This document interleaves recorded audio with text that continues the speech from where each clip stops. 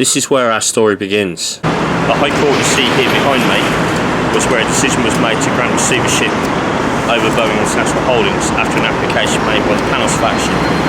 And in August 2015 is where Carson failed in his attempts to get that decision overturned. The High Court has arguably had more control over Birmingham City's destiny than is reasonably possible, and arguably more control over our destiny than any other entity such as the Football League or any other football authorities in the UK. As it stands, Birmingham International Holdings are at an impasse. Without stock market approval, they cannot have their shares relisted on the stock exchange. I'm stood in front of the Stock Exchange of Hong Kong building, and this is literally the closest I'm going to get to asking them any questions. Not because they don't want to answer them, but because they actually can't. It's against the law for them to discuss individual cases, such as the one involving Birmingham International Holdings. However, the Stock Exchange are the people who hold one of the keys to Birmingham International Holdings' destiny, and by extension the destiny of the football club. It's on their say-so the shares can be relisted. They have conditions that need to be fulfilled by Ernst & Young, by Birmingham International Holdings, and until those conditions are fulfilled, no EGM can be held and the shares cannot be relisted. It's down, most of the delay is actually down to these guys making a decision, wanting to make sure that this doesn't happen again.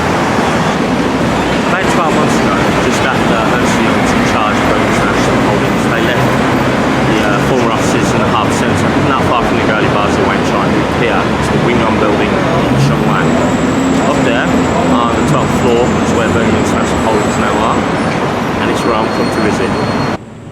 From this anonymous block in Hong Kong, this is where everything is made. Hiya, is it possible I can speak to Stephen Liu or David Yen? Who? Stephen Liu or David Yen. I'm from Birmingham.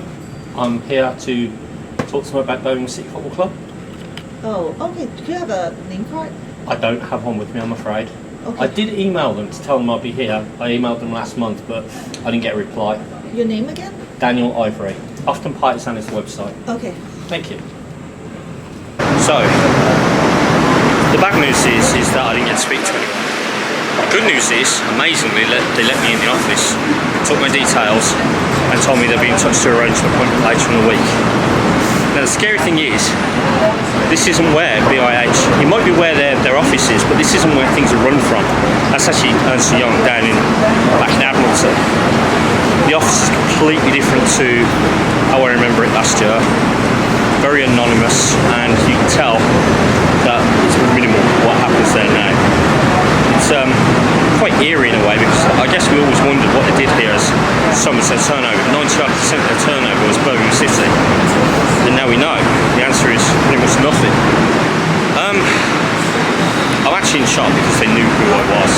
They obviously expected me coming, which can be seen in a good or a bad way, but there you go.